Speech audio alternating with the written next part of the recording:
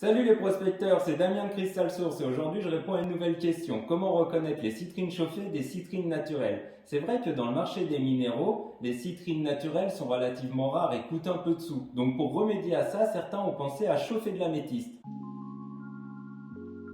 Pourquoi chauffer de l'améthyste? Simplement parce que améthyste et citrine sont le même minéral, du quartz. Ce qui les différencie, c'est leur couleur. L'améthyste est violette et la citrine est jaune. En plus, depuis la découverte des gisements brésiliens, l'améthyste est relativement abondante sur le marché. Et si on chauffe de l'améthyste à environ 600 degrés, elle prendra une couleur jaune. Donc en réalité, on devrait plutôt parler de citrine issue d'une améthyste chauffée plutôt que de citrine chauffée. Comment reconnaître la citrine naturelle de la citrine chauffée? La couleur d'abord. La citrine naturelle aura tendance à être jaune pâle, à jaune clair, alors que les citrines chauffées seront, elles, jaune orangé à jaune brun. Certaines citrines naturelles peuvent avoir cette couleur, mais c'est relativement rare. Ce qui va être vraiment le critère déterminant dans les couleurs de la citrine, ça va être ses zonations.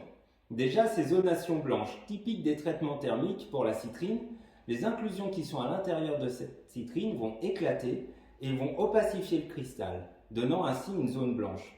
Il y a aussi sur les arêtes et sur les sommets, il peut y avoir des zonations plus foncées, brunes, typiques des traitements thermiques. La citrine naturelle, elle aura tendance à avoir une couleur uniforme sur tout le cristal. Que ça soit éclair ou foncé, la couleur restera uniforme. On peut regarder aussi les inclusions liquides d'abord, comme l'eau.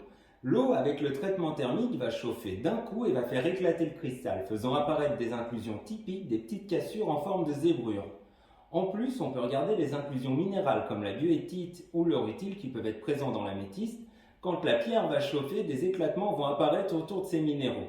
Et pour ceux qui connaissent le dichroïsme et le dichroscope, la citrine naturelle aura un dichroïsme distinct alors que la citrine chauffée n'aura pas de dichroïsme. Si vous ne connaissez pas le dichroïsme et le dichroscope, notez-le en commentaire, je me ferai un plaisir de faire une vidéo dessus. Voilà, vous savez tout ou presque sur la citrine chauffée. Si vous voulez en savoir plus sur les traitements ou les imitations des minéraux, notez-le en commentaire, je ferai 2 vidéos dessus. Je vous dis à bientôt, salut les prospecteurs! Et au fait, je vous conseille d'aller voir la super chaîne de Nicolas, Nature et Minéraux. Il a fait une très bonne vidéo sur les améthystes chauffés et les citrines naturelles. C'est juste là. Allez-y!